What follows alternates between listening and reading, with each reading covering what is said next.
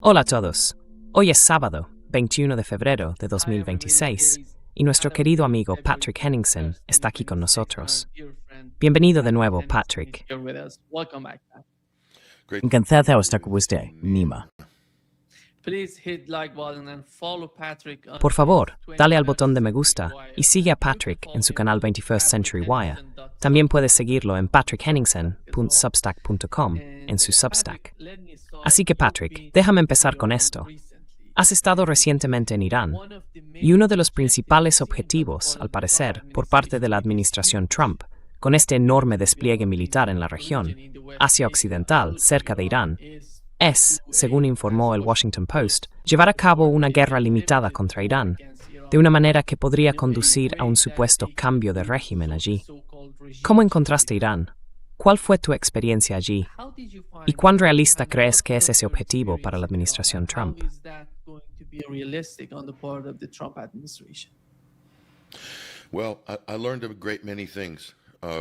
Bueno, aprendí muchísimas cosas cuando estuve en Irán la semana pasada. No estuvimos allí mucho tiempo, no pudimos conseguir más que un visado corto, principalmente por la situación. Existe el riesgo de que si Estados Unidos ataca, el espacio aéreo se cierre. Estados Unidos podría golpear los aeropuertos, ya sabes, así que los aviones quedarían en tierra y básicamente nos quedaríamos atrapados allí. Así que fue una visita breve la semana pasada, pero aprendí mucho. Creo que lo más importante, tanto a nivel gubernamental como social, es que el país está preparado para la guerra. Eso está claro. Pero la vida continúa con normalidad día a día. Cuando llega el momento de movilizarse, cuando el Estado tiene que hacer lo que tiene que hacer y la gente tiene que hacer lo que tiene que hacer, simplemente se ponen a ello y cambian a ese modo.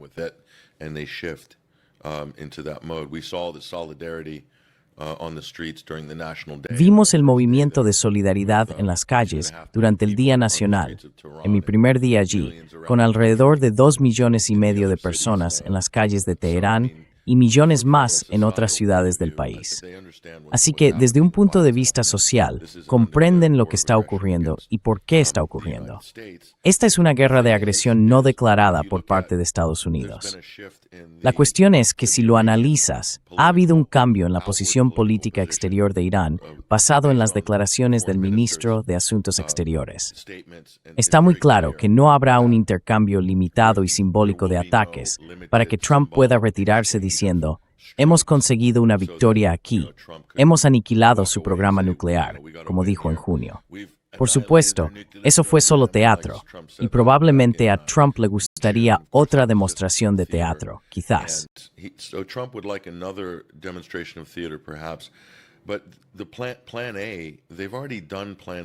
Pero el plan A, ya han llevado a cabo el plan A.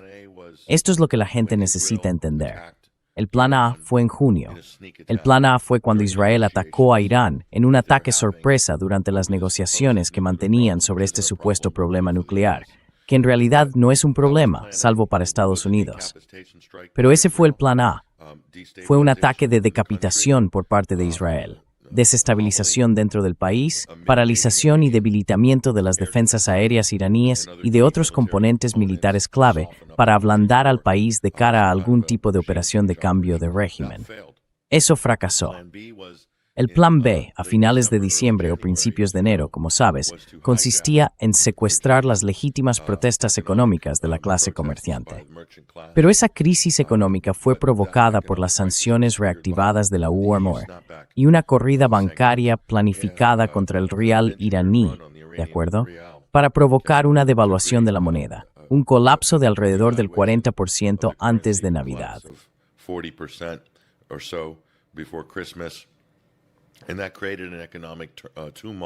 Y eso generó una agitación económica que llevó legítimamente a la gente a salir a las calles, personas preocupadas por su bienestar cotidiano, económicamente, mientras el país estaba sometido a sanciones paralizantes. Así que ese era el plan B, y los disturbios vinieron a raíz de eso. Se aprovecharon de las protestas legítimas, como tú y muchos de tus invitados habéis comentado anteriormente, pero ese era el plan B. Luego vendría un ataque militar a partir de eso, y esperaban provocar un levantamiento masivo en Irán. Estoy aquí para decirte, Nima, después de pasar tiempo en la República Islámica de Irán, que el Plan B era imposible. No se puede lograr un cambio de régimen. Esto es lo que los estadounidenses no entienden. Es lo que la clase mediática en Estados Unidos no entiende.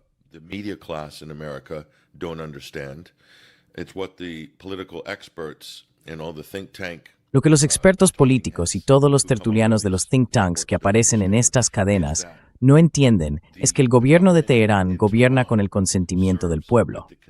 Es una revolución islámica, es un gobierno revolucionario y cuenta con el consenso, la aprobación y el permiso del pueblo para gobernar. Está en el nombre NIMA, dice República, República. Cada cargo en ese país es elegido democráticamente, excepto el líder supremo, que es designado por un consejo de expertos. Pero todos los niveles del gobierno nacional, regional y local son democráticos dentro de un sistema republicano que se mantiene unido por su propio marco constitucional.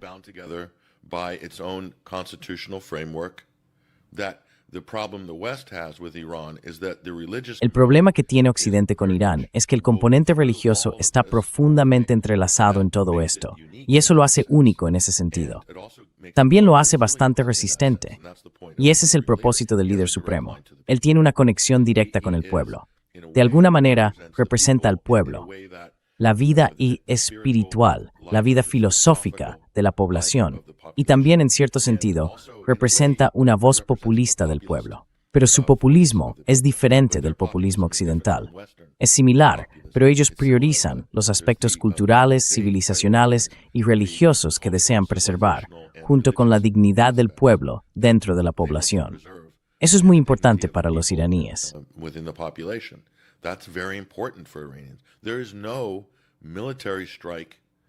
No hay ningún ataque militar que vaya a cambiar el régimen, como ellos lo llaman, en Irán. No va a suceder. Podrían intentar sobornar a los gobiernos regionales con miles de millones de dólares, maletas llenas de dinero en efectivo, diamantes, oro, criptomonedas, lo que sea, para intentar fomentar rebeliones regionales o regiones separatistas, fragmentar el país como hicieron con Siria, ¿de acuerdo? Podrían hacerlo introduciendo violencia e incluso poder militar duro desde el exterior. Pero eso aún no va a provocar, entre comillas, un cambio de régimen en Teherán. Porque lo que vi, Nima, es que la gente ha reaccionado ante las amenazas de Estados Unidos e Israel con una enorme solidaridad en todo el país.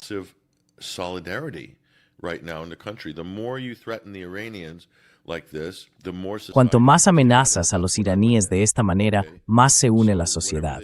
Eso es lo que yo presencié. Así que, sea cual sea su plan, que puedan asustar a la población para que rechace todo lo que han construido en los últimos 47 años. No estoy diciendo que no haya oposición en Irán. La hay, sin duda. Pero existe una pluralidad de opiniones y puntos de vista, desde la capital Teherán hasta todo el país, y toleran el diálogo político, el debate, la oposición. Sí lo hacen. Como sabes, Nima, has estado recientemente en Irán. Hay mucha oposición de distintas formas a lo largo del espectro. Esto es aceptable en Irán. Tienen una república.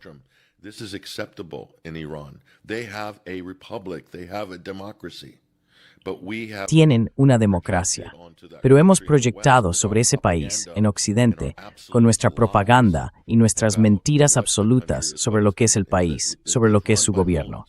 Está dirigido por mulás, no está dirigido por mulás. Es una revolución popular. Están muy orgullosos de ella. Son ferozmente independientes y son ferozmente partidarios de la soberanía nacional. Ferozmente. No habrían sobrevivido a 47 años de sanciones, especialmente en los últimos 10 o 15 años, sanciones devastadoras.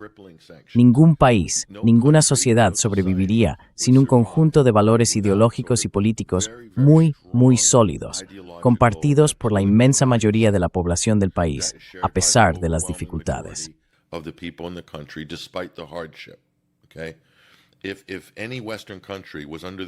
Si cualquier país occidental estuviera sometido a la presión económica y las sanciones que ha soportado Irán, se derrumbaría en menos de 12 meses.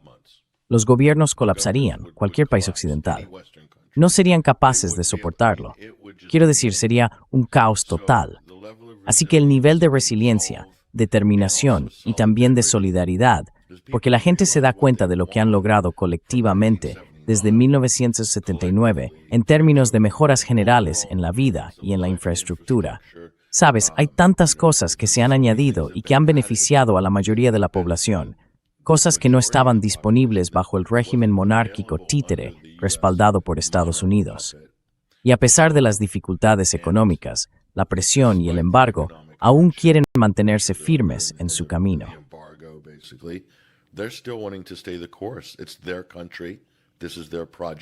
Es su país.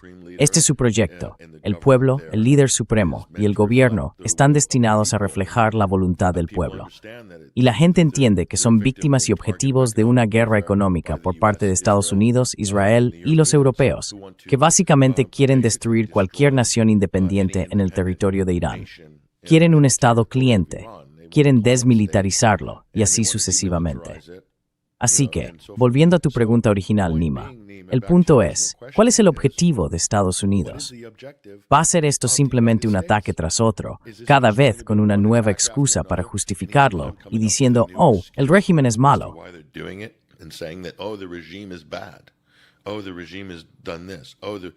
Oh, el régimen ha hecho esto. Oh, el pueblo iraní merece algo mucho mejor, dicen Marco Rubio y esa gente. ¿O quién más lo dice? Es Lindsey Graham. No nos corresponde a nosotros decidir lo que haga el pueblo iraní. Vamos a ayudarles, bombardeándolos hasta hacerlos polvo, para que puedan tener un nuevo gobierno. Quiero decir, esto es pura criminalidad, pura locura. Es criminalidad abierta por parte de Estados Unidos. Quiero decir, si un general nazi durante la Segunda Guerra Mundial hubiera salido a las ondas de la televisión mundial y hubiera dicho las cosas que dice Lindsey Graham, hablando de Polonia, Checoslovaquia, Bielorrusia y Francia, ya sabes, habría una indignación global, ¿verdad?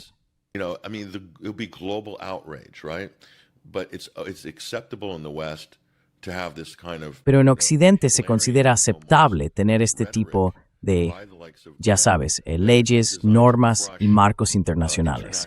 Esto es puro imperialismo y ni siquiera dan una razón para ello. Es simplemente, lo vamos a hacer porque podemos y ya está. Así es más o menos como estamos ahora, Nima, y desde una perspectiva histórica es bastante inquietante, francamente. Es todo lo que puedo decir habiendo sido estudiante de Relaciones Internacionales, habiendo estudiado diplomacia, ya sabes, y habiendo analizado de cerca todos los distintos ciclos e iteones de guerra y paz durante, digamos, los últimos 150 años. Francamente, me parece sin precedentes.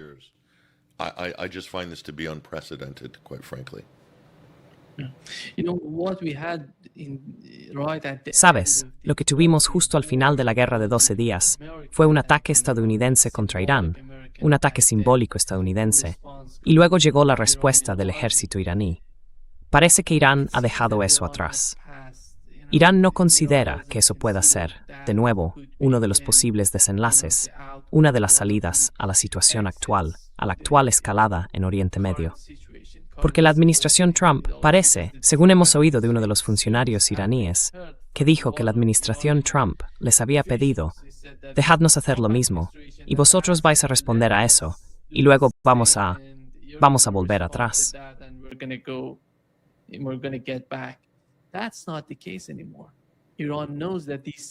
Eso ya no es así. Irán sabe que estos ciclos de guerra volverán a repetirse una y otra vez si lo permiten. Irán no. Lo que está ocurriendo en el Irán actual, como has mencionado, es algo, bueno, ya sabes, mucha gente sostiene que el país está gobernado por mulás, Es increíble. Es increíble. Tienes que entenderlo. No saben ni un poco, ni un angstrom de lo que pasa en Irán. No sé qué podemos hacer para informarles. Intento hacer todo lo posible, pero es imposible. El nivel en sí es tan denso que simplemente no se puede penetrar.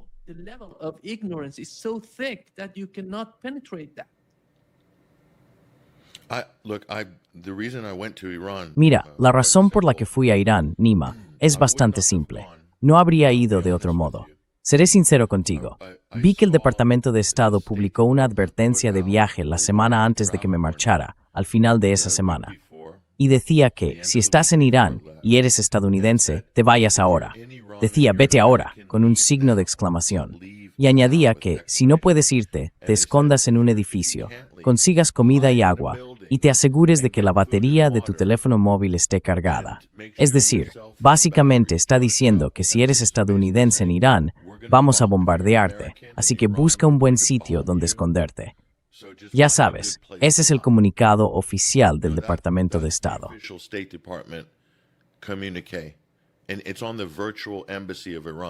Y está en la Embajada Virtual de Irán, que es casi una broma. Ya sabes, no es más que una página web. Te muestra lo endeble que es esta narrativa. Así que cuando lo vi pensé, tengo que ir a Irán. Creo que ahora es realmente el momento de ir. Tuve una oportunidad, así que solicité la acreditación allí. Como toda la prensa, había medios convencionales haciendo unos reportajes absolutamente horrendos, Nima, de Sky News y la BBC. Quiero decir, no quiero ponerme a comparar nuestros reportajes, pero digamos que al parecer estábamos viendo dos realidades distintas. No sé dónde estaban ellos, pero yo estaba en Teherán.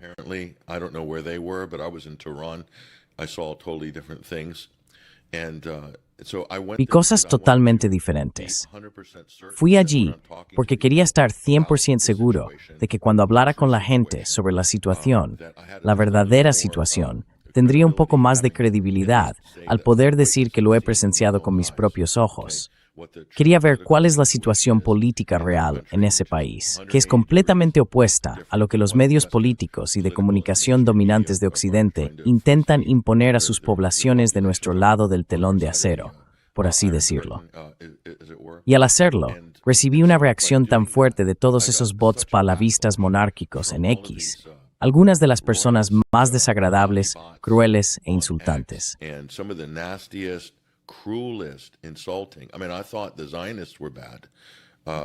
Quiero decir, pensaba que los sionistas eran malos con sus ataques, pero después del 7 de octubre, esta operación de propaganda, la guerra psicológica pro-iraní, la narrativa pro-guerra iraní contra Irán, es increíble el nivel de manipulación que hay. Dijeron, estás pisando la sangre de 30,000 manifestantes muertos. Escucha, nos reunimos con el jefe de policía del distrito principal que se vio afectado durante los disturbios allí y está muy bien documentado cuál es el número real de muertes. 3,170 fallecidos. Así que, si hay 30 o 50,000 manifestantes muertos, ¿cuáles son sus nombres y documentos de identidad? ¿Cómo se pueden hacer tales afirmaciones? Habría cuerpos apilados como muros a lo largo de las calles de la ciudad.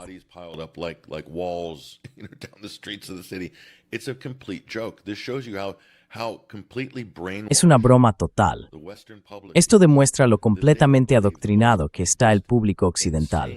Creerán la propaganda de atrocidades más absurda e inventada, que ni siquiera se corresponde con la realidad física. Se la tragan porque por alguna razón eso hace que ciertas personas se sientan mejor. En Occidente se sienten bien al tragarse esta propaganda porque les hace sentir menos culpables de que sus gobiernos estén librando otra guerra de agresión no declarada. Es así de simple, condicionamiento operante clásico, disonancia cognitiva clásica.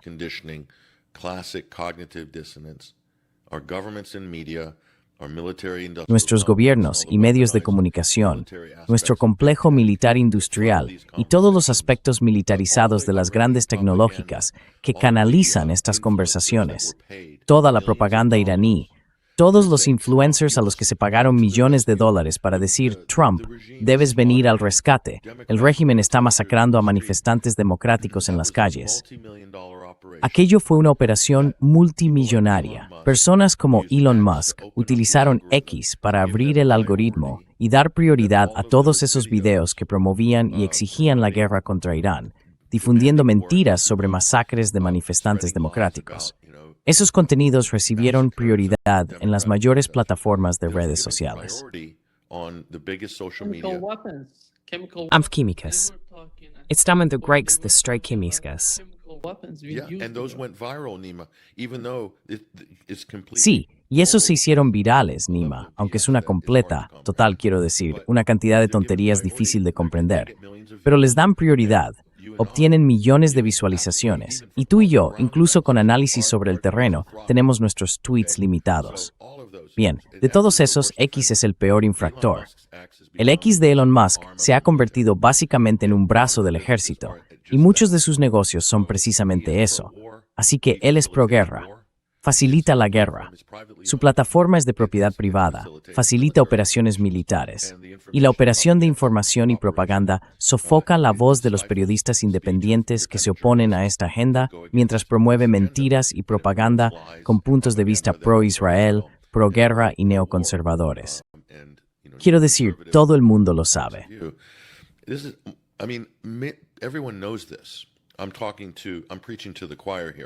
Aquí estoy predicando a los conversos, Nima, especialmente con tu audiencia.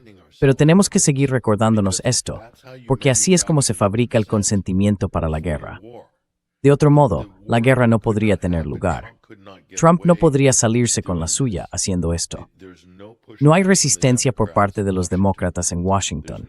En la práctica, no hay oposición, salvo un puñado de congresistas con conciencia, como quizá Thomas Massie y Ro Khanna, un republicano y un demócrata. Todo el mundo está muerto de miedo, pero la mitad de ellos en Washington, incluso si están en contra de la guerra, creen que el régimen iraní es, ya sabes, la segunda venida de Adolf Hitler, la edición islámica.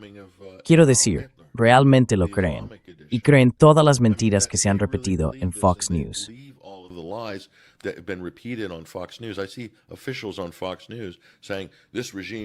Veo a funcionarios en Fox News diciendo, este régimen ha ejecutado a 30,000 personas a sangre fría. Sabes, lo vi, y es estremecedor. Y lo que vi también se emitió en los medios nacionales iraníes, así que no es ningún secreto. Policías quemados hasta morir, quemados vivos, no 1, ni 2, ni 3. Conté 8 en las pruebas que se mostraron a periodistas internacionales. Y parte de esto se ha mostrado al público en Irán. ¿Has visto alguna de esas imágenes en los medios occidentales? Porque los medios occidentales podrían acceder a ellas simplemente reemitiendo las grabaciones iraníes. Quiero decir, autobuses quemados, camiones de bomberos, ambulancias, clínicas médicas, gente tiroteada, incluso hubo un intento de decapitación. Hay videos de ellos golpeando a personas después de prenderles fuego. There's video of them beating people after they set them on fire. Police, unarmed police. Policía desarmada. Así que, si eso ocurriera en cualquier país occidental, ¿qué haría el gobierno en el Reino Unido o en Estados Unidos? Simplemente se retirarían y dirían, bueno, dejemos que esos manifestantes democráticos sigan quemando viva a nuestra fuerza policial y prendiendo fuego a nuestros hospitales, quemando mezquitas, sí, iglesias. Dejémosles expresar sus opiniones democráticas, su frustración. No es así como sucedería. Ya vimos cómo sucedió. Incluso si era un inocente en Minnesota, podría ser enviado en la calle por ICE. Así es que los Estados Unidos gestionan y dicen de una democracia.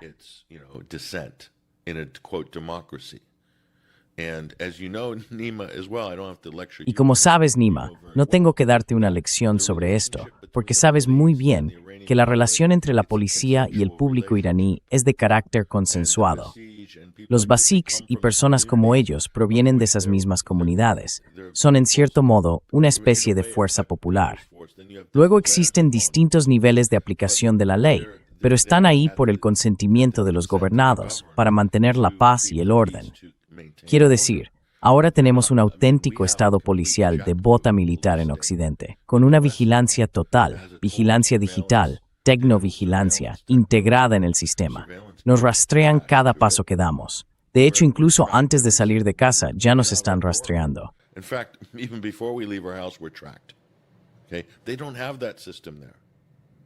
No tienen ese sistema allí. No tienen nada que se parezca a un estado de seguridad totalitario y autoritario, dirigido principalmente contra nosotros en Occidente, contra el público, supuestamente para luchar contra el terrorismo y mantenernos a salvo. No tienen eso. Y esta es otra cuestión. Los hemos caracterizado como una especie de estado autoritario, pero están bajo amenaza. Ahora mismo están bajo amenaza. Es un estado de emergencia. Este estado no puede permitirse hacer sacrificios. Hay ciertas cosas que deben dejarse en segundo plano, social y políticamente, para centrarse en el hecho de que Estados Unidos está planeando un ataque militar sin precedentes contra el país. E Israel está ahí, en segundo plano.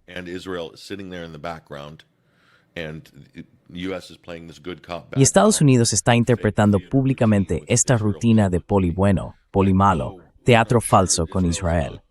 Algo así como, oh, no estamos seguros. Israel no está seguro de cómo va a intervenir en esta situación o si dejará que Estados Unidos lo haga. No. Están trabajando juntos. Actuarán militarmente juntos en cualquier ataque. Apostaría mi dinero a eso. Es una apuesta segura, ¿de acuerdo? Y luego, si eso ocurre, es Unidos y los medios occidentales contarán una historia heroica del tipo: oh, los valientes israelíes acudieron junto con Estados Unidos. Y entonces todos aplaudirán en Fox News lo valiente y maravilloso que es todo esto. Y los británicos también se meterán ahí, probablemente. ¿Quién sabe?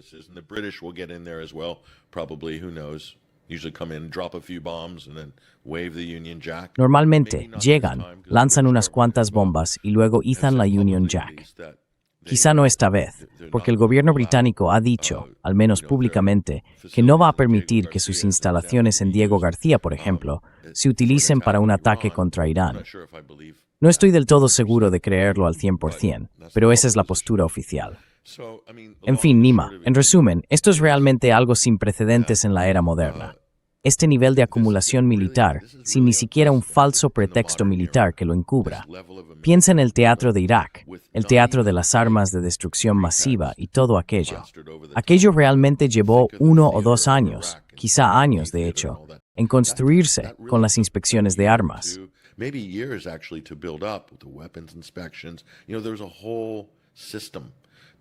Hay todo un sistema diseñado para llevar al público poco a poco, para al menos crear ese tipo de narrativa superficial que parecía plausible para algunas personas. Que Saddam tuvo armas de destrucción masiva en el pasado. Tuvo armas químicas. Había utilizado armas químicas antes, así que al menos había pruebas de que las tuvo en algún momento, lo cual fue el motivo por el que lo acusaron de tenerlas, aunque no encontraron ninguna después de atacar, invadir y ocupar Irak. Irán no tiene armas nucleares, no hay pruebas de que las tenga. La propia evaluación de inteligencia de Estados Unidos dice que no las tiene. Entonces, ¿de qué demonios está hablando Donald Trump? Aparte de que simplemente está, ya sabes, repitiendo mentira tras mentira sobre esto. Y luego cambia de tema a, son los manifestantes demócratas.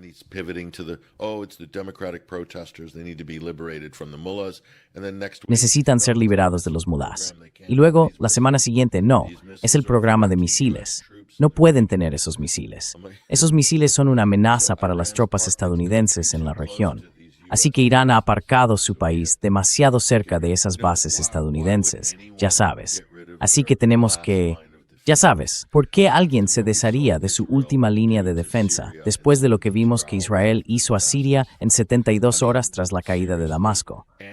Quiero decir, en serio, y lo que hicieron en Libia, etc. ¿Por qué alguien haría eso? ¿Por qué? Así que Irán, como dijiste, Nima, ha trazado una línea roja. Han establecido una posición de disuasión. Es muy claro. Han dicho muy claramente que cualquier ataque, incluso uno limitado, será respondido con represalias contra todos los objetivos que elijan, posiciones estadounidenses en la región e Israel.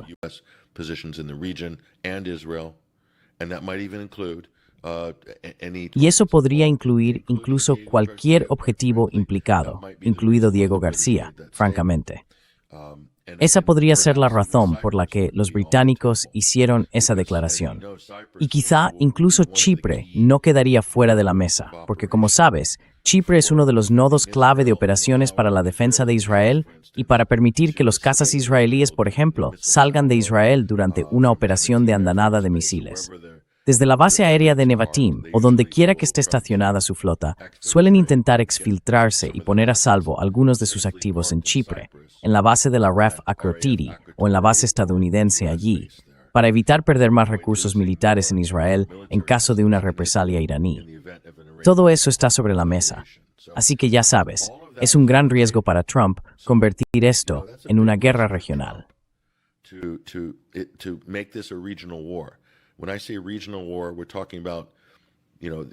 Cuando hablo de una guerra regional, estamos hablando de que, ya sabes, el espacio aéreo de Irak podría estar en disputa, Arabia Saudí, potencialmente Jordania, Yemen estará implicado, 100% Yemen estará implicado. Así que Irak, en la práctica, también estará implicado.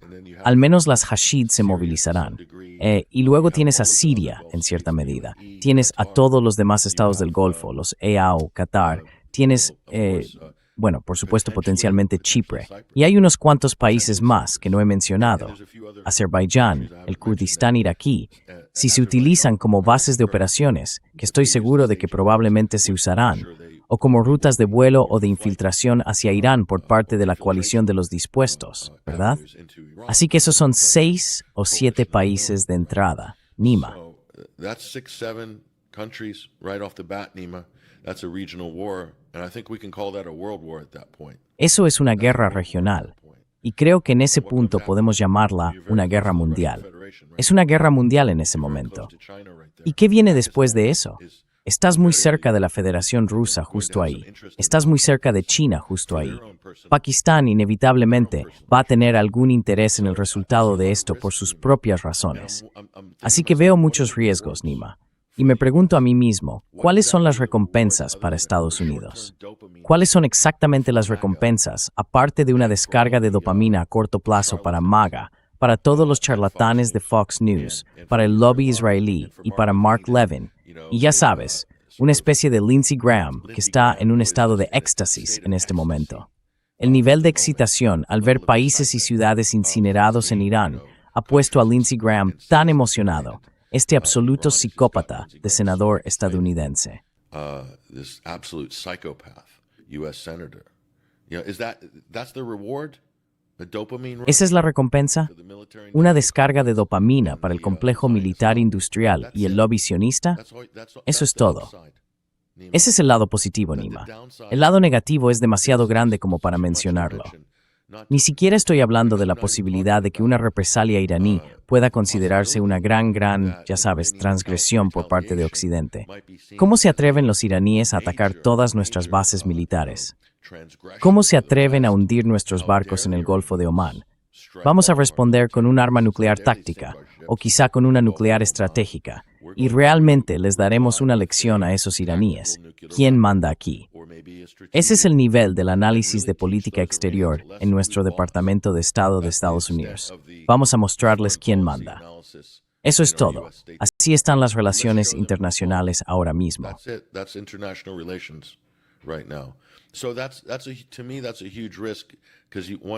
Para mí, eso representa un enorme riesgo, porque una vez que esto empieza, es difícil saber dónde termina.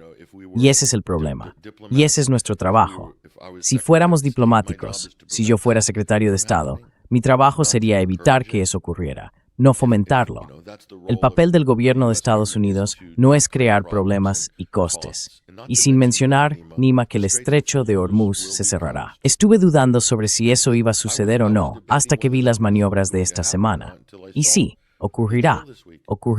Y eso significará un aumento inmediato de los precios. Es decir, basta con mirar el Brent y los precios del petróleo en las últimas 24 horas. Ya estamos viendo cómo se mueven, así que veremos eso.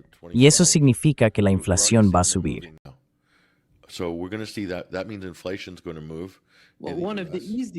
Bueno, una de las cosas más fáciles que puede hacer Irán, Patrick, es cerrar o destruir el estrecho de Hormuz. Exactamente. No lo sé. ¿Cómo encuentras una manera? Perdona por interrumpirte. Niceor. ¿Cómo ves la forma en que los estados árabes del Golfo Pérsico están reaccionando o comunicándose? Porque hay una especie de calma. No se ve mucho movimiento en la superficie. Pero bajo la superficie, saben que si el estrecho de Hormuz, ya sabes, si Irán intenta cerrar el estrecho de Hormuz, eso afectaría no solo a Arabia Saudí, los Emiratos Árabes Unidos, Qatar y todos esos países, sino que más importante aún, la economía global sufriría mucho. Y si le ocurre algo a Irán ya no le importa eso. Y Estados Unidos, tú has estado en Irán.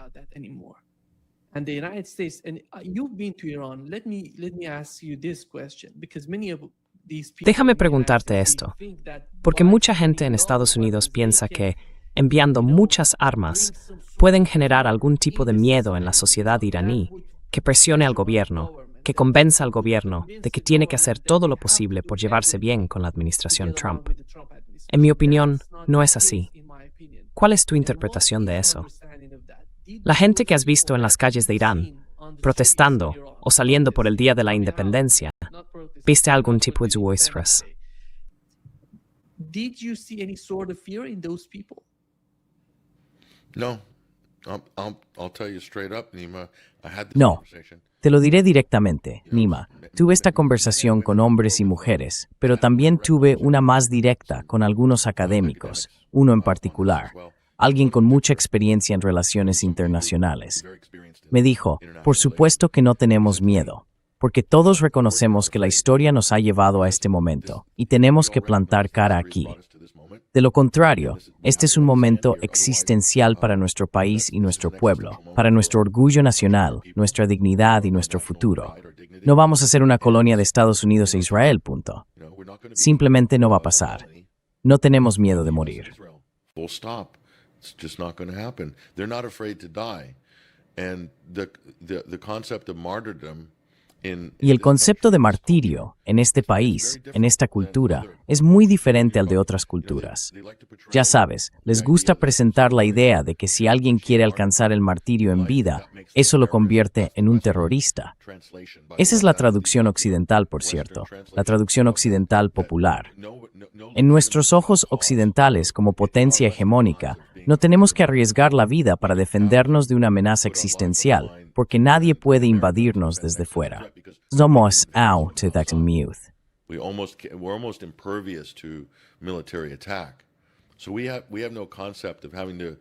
Así que no tenemos el concepto de tener que, bueno, ya sabes, desplegarnos en el extranjero, pero no es para proteger a Estados Unidos, es para proteger los intereses corporativos estadounidenses, ¿de acuerdo? Pero la propaganda dice, oh, estamos luchando por la libertad en Irak, luchando por los valores estadounidenses y manteniéndolos allí. Vamos a luchar contra ellos allí para que no vengan aquí. Esa es la línea básica de propaganda. Y eso funciona para un cierto porcentaje de la población. Pero no entienden que el mayor nivel de logro en esta situación, en la vida, es morir protegiendo a tu gente, a tu país, a tus valores. Sabes, la revolución islámica no trata solo del Islam como religión.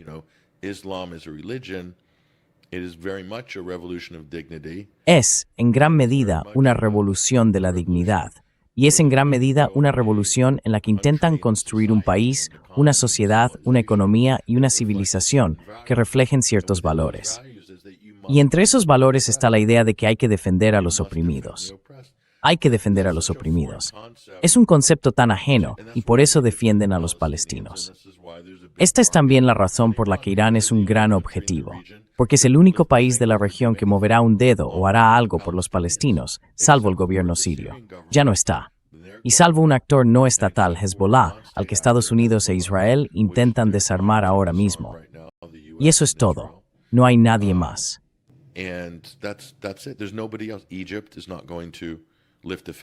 Egipto no va a mover un dedo por los palestinos. Los jordanos están completamente, ya sabes, atados de manos y son totalmente sumisos a Estados Unidos, al Reino Unido y a los israelíes. Pero Irán no lo está, ¿ves? Y esa es la diferencia. Es prácticamente un mandato constitucional que deben acudir en ayuda de cualquiera que necesite ayuda en el mundo, no solo en la región, sino en todo el mundo.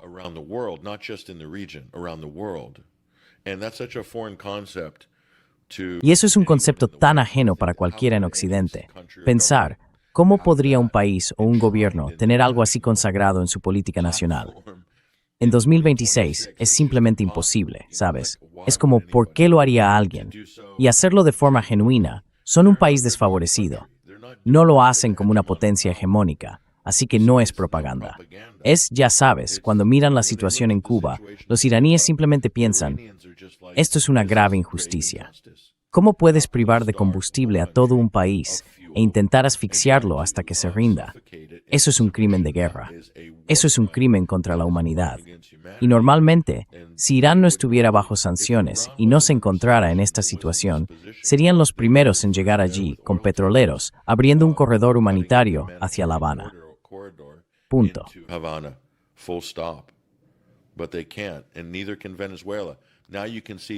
Pero no pueden, y tampoco puede Venezuela. Ahora se puede ver a Estados Unidos, su verdadera estrategia. La auténtica estrategia de Estados Unidos en estos 12 meses de Trump es embargar, aislar, decapitar, suprimir a cualquier país que intente cooperar con otro para ayudarle. Esa es la agenda de Estados Unidos. Venezuela, La operación se llevó a cabo para que no pudieran ayudar a Cuba, y ahora están haciendo con Cuba lo que temíamos. Han limitado y restringido a Rusia con Ucrania, y ahora a Irán, y Siria ha desaparecido como país, y Libia también. Libia desempeñó un papel muy importante en el movimiento de países no alineados, como sabes, y en el panafricanismo y el nacionalismo árabe. Ya no existen. Entonces, ¿qué queda? ¿Quién acudirá en ayuda de los oprimidos? Y lo digo sin hablar desde un punto de vista ideológico de izquierdas. And I say that I'm not saying that from a left-wing ideological point of view. I'm saying that from just a pure international relations. Lo que digo es que desde un punto de vista puramente de relaciones internacionales y bienestar humano, Nima, lo que están haciendo con Cuba es, Cuba no ha hecho nada a Estados Unidos. Cuba nunca ha atacado a Estados Unidos. Ahora Estados Unidos ha prometido destruir el país, matar de hambre a su pueblo y debilitarlo tanto que puedan invadirlo. El plan de Estados Unidos es invadir Cuba militarmente. Solo están esperando el momento oportuno para hacerlo. Así que, quiero decir, realmente no puedo creer que hayamos retrocedido el reloj 50, 60, 100 años en Estados Unidos. Este es como el mayor momento retrógrado en la historia de Estados Unidos. Ver realmente al imperio colapsar sobre sí mismo. Y no sé qué haría falta para cambiar la opinión pública sobre esto en Estados Unidos. Quizá el hundimiento de algunos portaaviones estadounidenses. Y no creas que Irán no tiene la capacidad de atacar activos navales.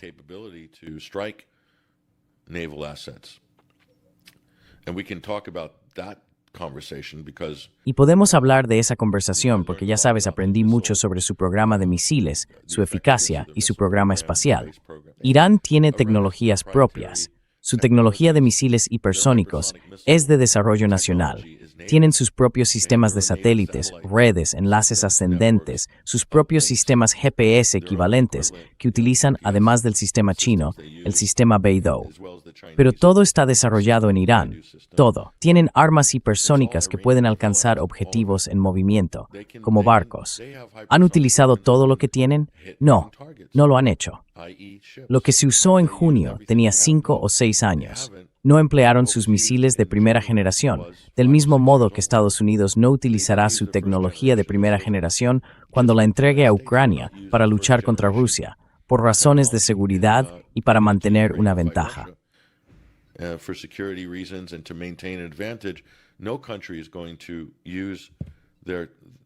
Ningún país va a utilizar su tecnología militar o sistemas de radar más avanzados a menos que sea absolutamente como último recurso.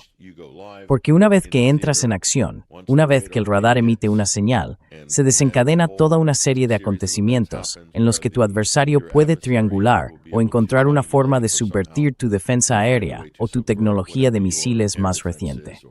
Así que todos los países tienen esta estrategia de reservar su última generación.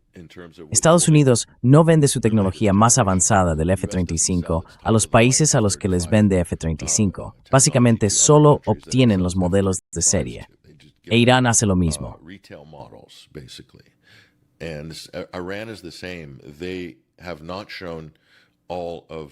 No han mostrado todas sus capacidades tecnológicas.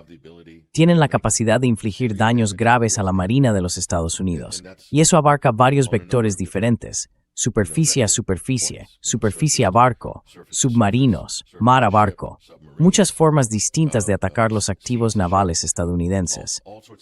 Probablemente podrían vaciar la mayor parte de su arsenal de defensa aérea contra todos nuestros barcos en unos pocos días, simplemente saturándolos con drones. Así de sencillo. Estados Unidos no tiene esa capacidad. Irán sí. Están en su propio territorio. Así que, volviendo a nuestro punto original, Nima, muchos riesgos para Estados Unidos. ¿Dónde están las recompensas? ¿Dónde están las recompensas? Yo no las veo. Where are the rewards? I don't see where the rewards are.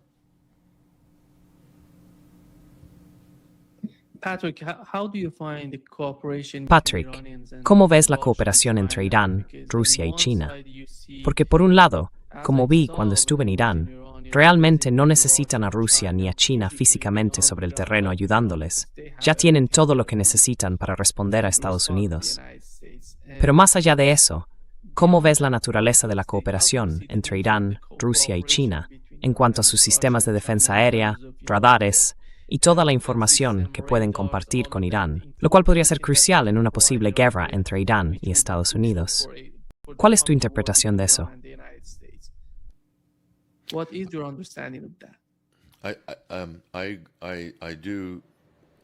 Entiendo por mis conversaciones sobre este tema en Irán que no sentí ni escuché ningún tipo de desesperación o necesidad de apoyo ruso o chino.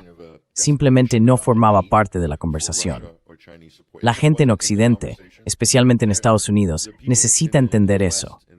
Escucho a muchos analistas occidentales decir, oh, ¿cómo pudo Irán haber obtenido toda esta tecnología de misiles hipersónicos? La última generación se acerca a Mach 20. Esa es la generación más reciente. ¿Viste el Mach 10 en las últimas operaciones True Promise? ¿De dónde lo consiguieron? ¿Lo obtuvieron de los rusos? Deben de haberlo obtenido de los rusos. No, todo es de producción nacional y están muy orgullosos de su complejo militar industrial propio.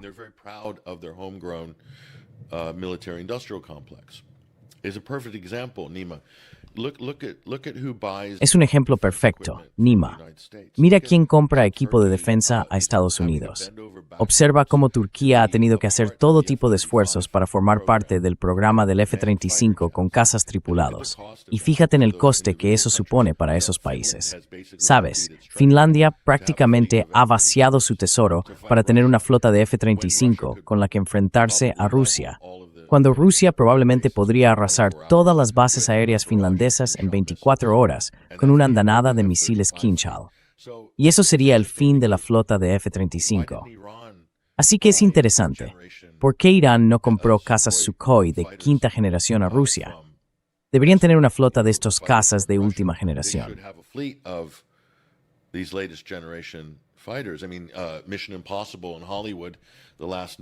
Quiero decir, Misión Imposible. En Hollywood, la última película de Misión Imposible nos mostró cazas iraníes de quinta generación.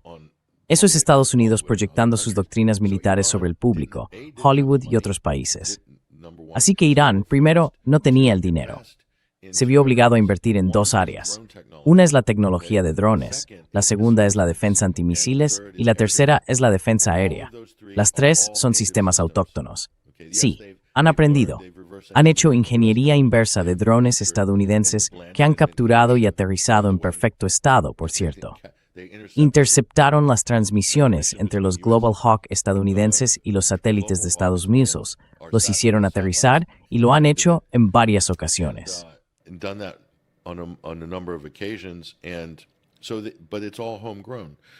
Pero todo es de producción nacional.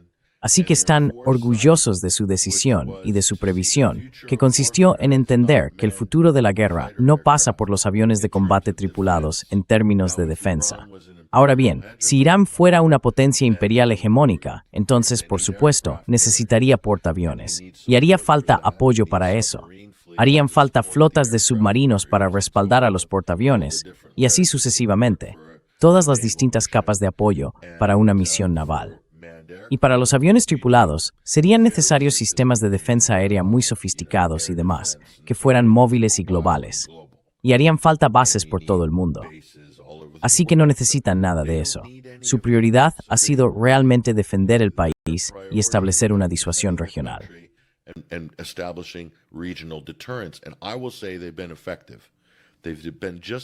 Y diré que han sido eficaces, tan eficaces como se puede ser.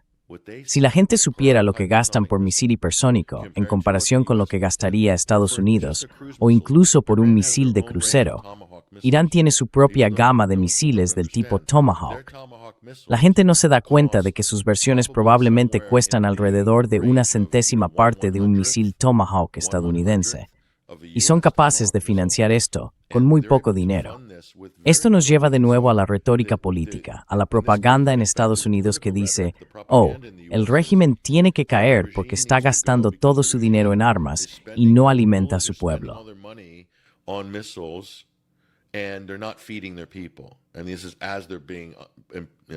Y esto ocurre mientras están siendo asfixiados por las sanciones estadounidenses.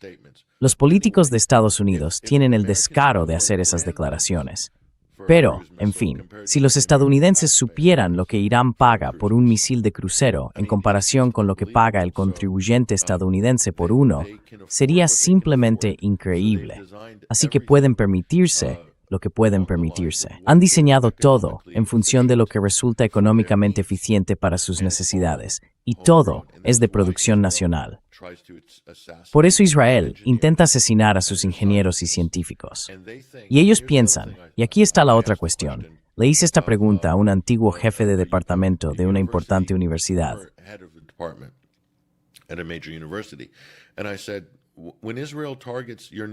Y yo dije, cuando Israel ataca a vuestros científicos nucleares, eso debe de tener un efecto desalentador en Israel.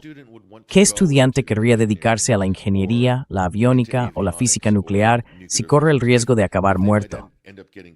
Él dijo que lo único que ha conseguido eso es alargar la cola de estudiantes que intentan entrar en esos campos, porque ese sería el objetivo supremo.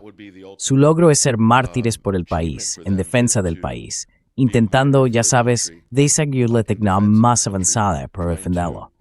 No tiene miedo. Los jóvenes no tienen miedo. Los adultos no tienen miedo. El ejército no tiene miedo. No tiene miedo. They're not afraid. And all the West and Israel have done is galvanized. Todo lo que Occidente e Israel han hecho es reforzar la determinación de Irán al saber que han hecho lo correcto. Están en el buen camino para defender su país y hacer todo lo posible por asegurar sus fronteras frente a un ataque de Estados Unidos e Israel. Punto final. Y los países árabes de la región. Tengo la sensación instintiva de que el comportamiento de Israel en los últimos 2 años ha cambiado la opinión de los árabes del Golfo, no hacia el bando de Irán, pero sí con una actitud algo más comprensiva hacia Irán, en el sentido de que no lo ven como una amenaza regional. Ven a Estados Unidos e Israel como la principal amenaza regional y saben que Irán respetará la reciprocidad cuando se trate de intercambios de actos agresivos entre países.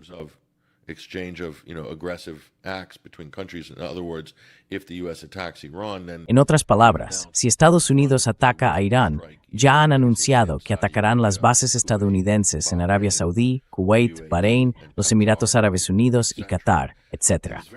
Y está muy claro, es una condición claramente establecida. No hay duda. Así que si esto ocurre, ningún estado del Golfo podrá levantar la mano y decir, ¿por qué están los iraníes enviando misiles a nuestro territorio? Y si Irán cree que Arabia Saudí está suministrando combustible a los aviones cisterna estadounidenses, atacarán la instalación de Aramco más cercana. Entonces, ¿por qué querrían los estados del Golfo involucrarse en esto? Para apoyar una guerra de agresión, una guerra de elección por parte de Estados Unidos e Israel, una guerra no provocada.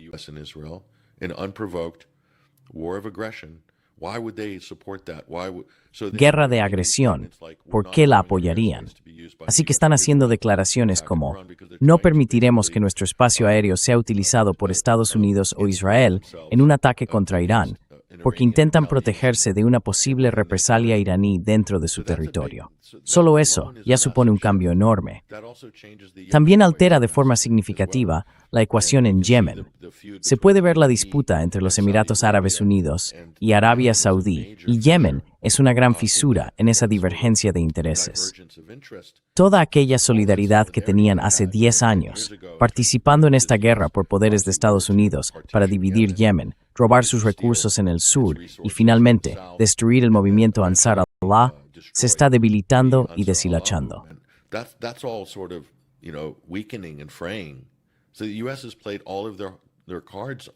Así que Estados Unidos ya ha jugado todas sus cartas en esto, al igual que Israel a nivel regional. ¿Puede realmente Estados Unidos permitirse librar una guerra en 3 frentes en Oriente Medio? Porque eso es lo que va a ocurrir. Tendrían que luchar en Irak, Yemen, Irán y probablemente contra Hezbollah si estos siguen la dirección que parece estar tomando. Es una posibilidad real. Y si eso sucede, no hay manera de que Estados Unidos o Israel puedan manejarlo. No van a salir beneficiados al final de todo esto. Saldrán gravemente dañados, probablemente hasta el punto de no poder recuperar nunca la posición que una vez tuvieron. Estoy hablando de Estados Unidos e Israel. Están arriesgando eso, Nima, al seguir adelante con esto. by going forward with this. So, you know, we've got gamblers in Washington. Maybe they're Así que ya sabes, tenemos jugadores en Washington. Quizá estén dispuestos a jugársela con esto. Desde luego, Israel está desesperado. Netanyahu está dispuesto a jugársela. Pero ¿hasta qué punto están realmente dispuestos a hacerlo? Tienen que considerar lo que está en juego aquí. Creo que esto sigue pesando mucho en la mente de algunas personas en Washington, quizá incluso en el círculo de Trump y también en Israel. Suposiciones falsas, subestimar a Irán, no escuchar, no fijarse en los 3 últimos enfrentamientos entre Israel e Irán. Y esa idea delirante de que los iraníes simplemente se rendirán y se someterán a las amenazas de Estados Unidos, no creo que eso vaya a ocurrir. I don't think it's going to happen here. Unfortunately for everybody, if this goes forward, Desafortunadamente para todos, si esto sigue adelante, sí va a haber una guerra muy, creo, fea, o quizá una serie de oleadas de guerra que va a destrozar aún más la región. Pero también va a acabar destruyendo la presencia estadounidense allí, y creo que también debilitará a Israel. Así que, quiero decir, hay mucho riesgo potencial. La cuestión nuclear se cierne en el trasfondo, Nima, porque si Estados Unidos e Israel no pueden ganar una guerra convencional de forma decisiva, entonces jugarán su carta nuclear para, ya sabes, poner fin a las cosas. Nos estamos acercando mucho a ese periodo que en la era nuclear probablemente sea el más peligroso al que nos hemos enfrentado hasta ahora.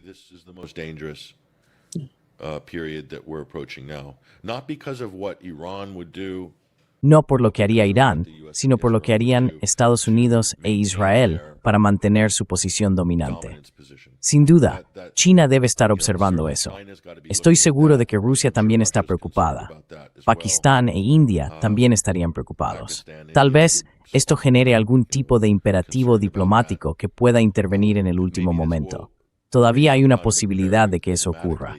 Pero todos los indicios, Nima, con el nivel de acumulación militar de Estados Unidos y las expectativas que la administración Trump ha cargado desde el principio, apuntan a que ha creado tanta presión sobre el gobierno estadounidense para que emprenda una guerra.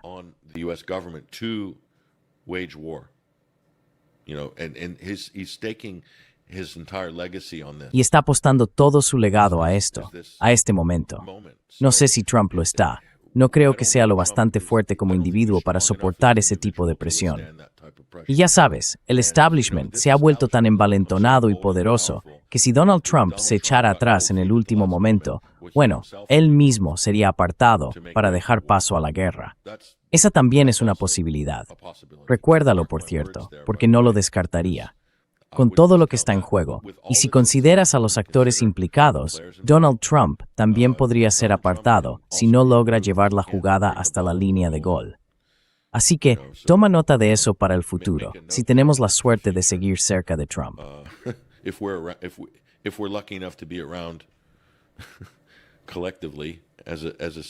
Colectivamente, como civilización, a este ritmo, sí, hay mucho que considerar. Lo que me resulta evidente, Patrick, es que los israelíes, creo, han decidido que esta guerra no va a ser su guerra. Va a ser una guerra entre Irán y Estados Unidos. Ese sería el mejor escenario para los israelíes, y estarían más que encantados de tener ese tipo de guerra entre Irán y Estados Unidos. Netanyahu alcanzaría por fin el objetivo último, el principal propósito de su gobierno, una guerra entre Irán y Estados Unidos. Pero no veo a Irán aceptando eso. Irán golpearía a Israel de una forma que Israel nunca ha sentido antes. No quedaría un Estado viable en Israel tras una guerra con Irán, en mi opinión. No sé hasta qué punto se está considerando eso en el gobierno de Netanyahu, pero ocurriría. Eso ocurrirá, en mi opinión.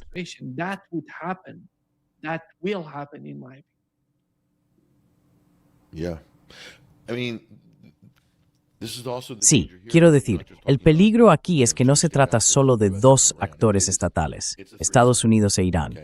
Es un trío, ¿vale? Israel siempre va a ir a rebufo de Estados Unidos, a rebufo de la disuasión estadounidense, a rebufo del poder estadounidense, y aprovecharán las oportunidades que se presenten para actuar e intentar hacer las cosas que quieren hacer. Así que Irán podría infligir daños a Estados Unidos, y si Estados Unidos queda, digamos, algo limitado como resultado de eso, casi con toda seguridad darían luz verde a Israel para compensar o intervenir y llevar a cabo ciertas operaciones. Y en ese punto, quizá crean que siempre tienen una carta de fuerza abrumadora que pueden jugar, lo que les permite hacer prácticamente lo que quieran de forma convencional, o al menos intentarlo.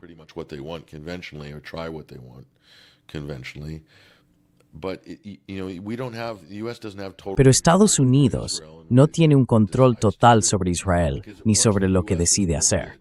Porque una vez que Estados Unidos resulta herido, una vez que el Gerald Ford está humeando y hundiéndose en el Golfo de Omán o donde sea, o un gran buque de guerra estadounidense, o quizá un barco de comunicaciones, como vimos durante la guerra entre Irán e Irak, Nima, una vez que esas imágenes se transmiten por todo el mundo, eso le da a Israel prácticamente carta blanca para hacer lo que quiera, con total impunidad. Porque en ese momento cuenta con el respaldo total de la prensa estadounidense, de la población y del gobierno, ya que alguien se ha atrevido a, ya sabes, devolver el golpe a Estados Unidos. Y ya sabes, la Marina estadounidense es como una institución religiosa. Son como catedrales flotantes. Eso es lo que son los portaaviones. Catedrales. That's what the aircraft carrier is. It's a cathedral. It's a cathedral of the holy military industrial complex. Es una catedral del santo complejo militar industrial. Y si se está hundiendo, o ya sabes, humeando, y los marineros saltan del barco en balsas salvavidas o lo que sea, eso equivale básicamente al Vaticano ardiendo para la cultura y la sociedad militarizadas de Estados Unidos. Eso provoca una reacción visceral y emocional en la psique y el público estadounidenses. Y eso es prácticamente una luz verde para que el gobierno haga lo que quiera en ese momento, incluyendo, francamente, cometer genocidio, dadas las actuales cotas de histeria que tenemos. Y lo que Israel ha hecho en los últimos 3 años es eliminar la expectativa de contención a la hora de atacar a civiles.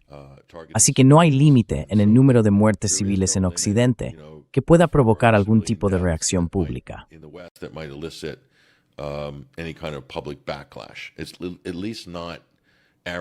Al menos no son muertes árabes, quizá muertes de europeos blancos. Hay un límite.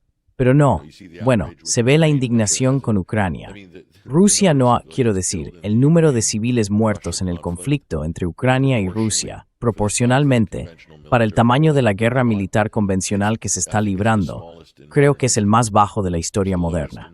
Es el más bajo de la historia moderna.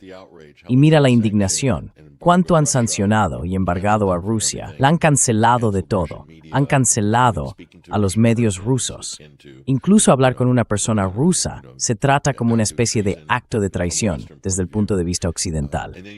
Y luego miras lo que ha hecho Israel en cuanto a masacrar a civiles indefensos bajo ocupación. Ninguna indignación pública, ninguna censura, ninguna contención.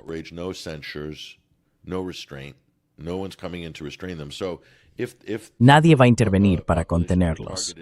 Así que, si se atacara a poblaciones civiles en Irán mediante una campaña aérea, de misiles o incluso una campaña nuclear limitada, ¿cuánta indignación pública habría en Occidente? Me atrevería a decir que quizá no mucha, porque podrían considerarlos del mismo modo en que se ha considerado a los palestinos, como una población que apoya el terrorismo, como si ya no hubiera niños inocentes en Gaza, porque supuestamente todos van a crecer para convertirse en terroristas que atacarán a Occidente. Esa es la mentalidad básica, instintiva y condicionada del Occidente adoctrinado y propagandizado. Probablemente transferirían esa misma actitud hacia Irán.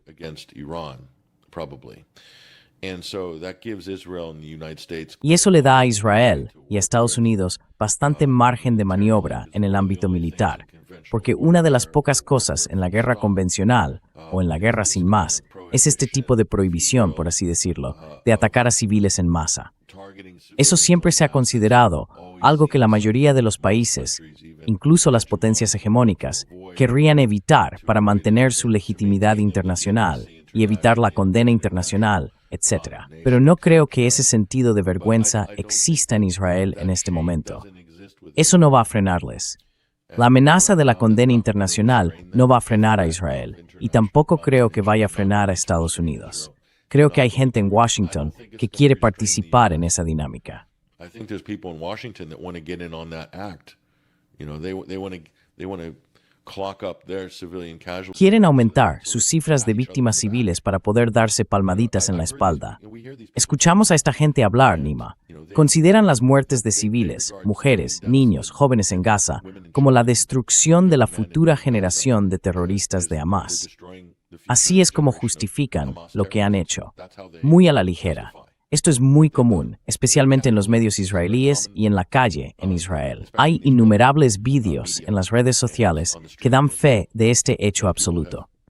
Así que esa es la actitud general ahora mismo, y diría que es una actitud muy diferente a la de hace 20, 30, 40 o 50 años.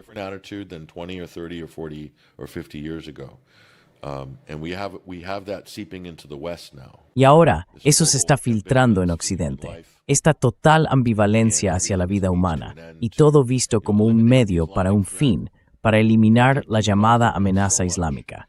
Han demonizado tanto a Irán con propaganda que creo que el propósito de ello es justificar las bajas masivas por parte de Israel y de Estados Unidos.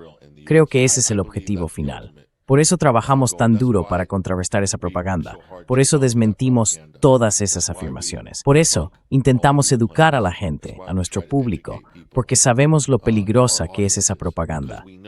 Sabemos que la razón de su existencia es allanar el camino para atrocidades masivas, violaciones masivas y crímenes contra la humanidad. Ese es el objetivo de la propaganda. Lo vimos después del 7 de octubre, con las mentiras que Israel difundía.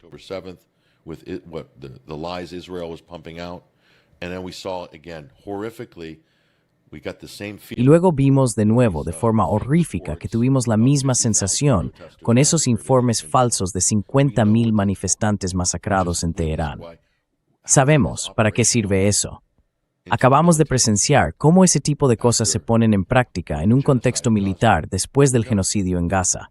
Lo sabemos, y proviene exactamente de las mismas fuentes, Así que ese es el desafío ahora mismo. Como trabajadores de los medios, como periodistas, como analistas, esto es para mí lo mejor que podemos hacer. No vamos a disuadir a los halcones de la guerra, ni a convencerlos de que los juguetes caros que tienen no van a funcionar. Probablemente eso no ocurra. Pero en el frente de la información y la propaganda, tenemos que seguir desmintiendo todas esas mentiras y mostrando la realidad de la situación, especialmente en un país como Irán, para eliminar ese tipo de... La propaganda es, básicamente, como la grasa suave en Wallace with Jewera. The propaganda is like grease for the wheels of war, basically. We have to remove that, and so that makes Tenemos que eliminar eso. Y eso hace que las ruedas de la guerra se muevan mucho más despacio. Hace que sea más difícil para ellos justificar las acciones que creen que van a emprender, en este caso, contra un país como Irán. Y por último, ya sabes, hay 90 millones de personas en ese país. Merecen tener una vida normal, una vida digna. No merecen estar bajo sanciones. Desde luego, no merecen ser bombardeados hasta la edad de piedra. Merecen tener un ejército nacional y una defensa para protegerse de los actores agresivos de la región. Tienen ese derecho. Irán tiene derecho a defenderse. Irán tiene derecho a defenderse. ¿Por qué no lo tendría? Así que esos son algunos de los desafíos a los que nos enfrentamos aquí. Y podría suceder en cualquier momento, Nima. Mientras se emite este podcast, Estados Unidos podría declarar la guerra. No sé qué decir. I don't know what to say. Sí, muchas gracias, Patrick. Siempre es un gran placer hablar contigo. Era realmente importante para nuestra audiencia escuchar tu comprensión de lo que ha ocurrido en Irán y tu experiencia allí. Eso fue enormemente valioso para ellos. Muchas gracias. El placer es mío, Nima. Thank you very much. Muchas gracias.